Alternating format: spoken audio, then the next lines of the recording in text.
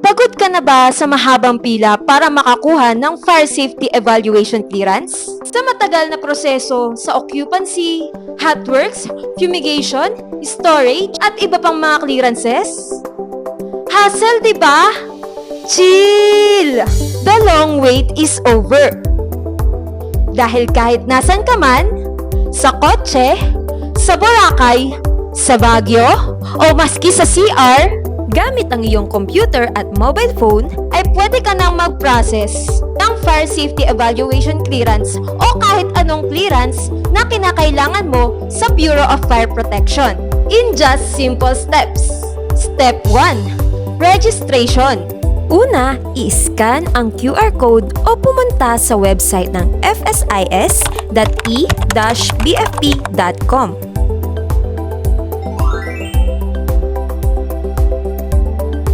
I-fill out o sagutan ang mga kinakailangan na impormasyon at i-click ang Create Account. Tandaan, sa paggawa ng password, kinakailangan na ito ay capitalized letter at may numbers para gumana. I-check ang inyong inbox o spam messages para i-check or i-verify ang inyong email account. Your account is verified! Successful ang iyong registration! Pumunta naman tayo sa Step 2 o Apply. Kapag registered ka na, i-login lang ang iyong account sa website. Pumunta sa dashboard at i-click ang Apply Now. Ngayon naman ay piliin mo ang clearance na iyong kinakailangan.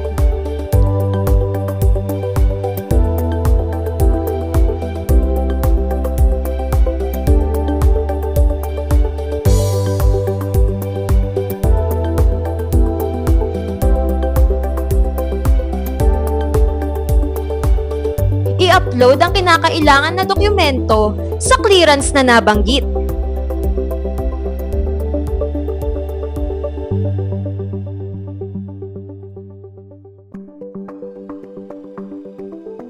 Pagkatapos, ay i-confirm lang natin ang submission na ginawa nyo sa inyong application. Ayos! Nakapagpasa ka na ng application sa Bureau of Fire Protection. Kung ang status mo ay for completeness check, isa-isang chine-check ni CRO o Community Relations Officer ang iyong in-upload na dokumento. Kung ito naman ay for assessment, kino-compute ni assessor ang inyong babayaran online. Once na ang status mo ay assess, i-click lang ang Capture Payment Details upang mabayaran ang clearance na iyong pinoproseso. At dahil dyan, pumunta naman tayo sa Step 3. Pagka-click ng Capture Payment Details, ikaw ay papipiliin kung via card or PayMaya.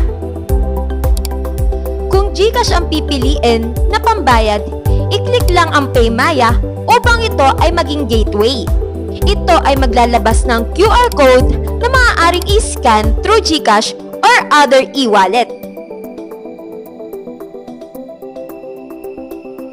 Next ay Step 4 or Evaluation Inspection. Once na ikaw ay nakapagbayad na, ipasa lang ang hard copy na in-upload mo online. After nun, 3 to 5 working days, i-inspeksyonin ng inspector sa inyong AOR ang inyong establishment or businesses. After inspection, pwede na tayo sa Step 5. Kung ang establishment nyo or business nyo ay wala nang i-comply kay inspector, pumunta lang sa dashboard, i-click ang applications at pumunta sa completed applications. At pwede nyo na i-download o i-print ang inyong clearance.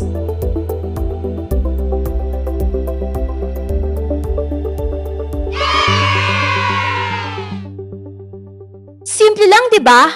Hassle no more! Kung ikaw ay may katanungan, magsadya lamang sa inyong pinakamalapit na opisina ng Bureau of Fire Protection sa inyong lugar.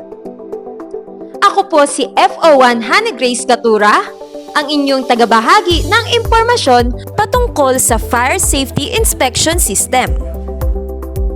Ang BFP ay inyong katuwang sa pagpapanatili ng kaligtasan ng inyong establishmento.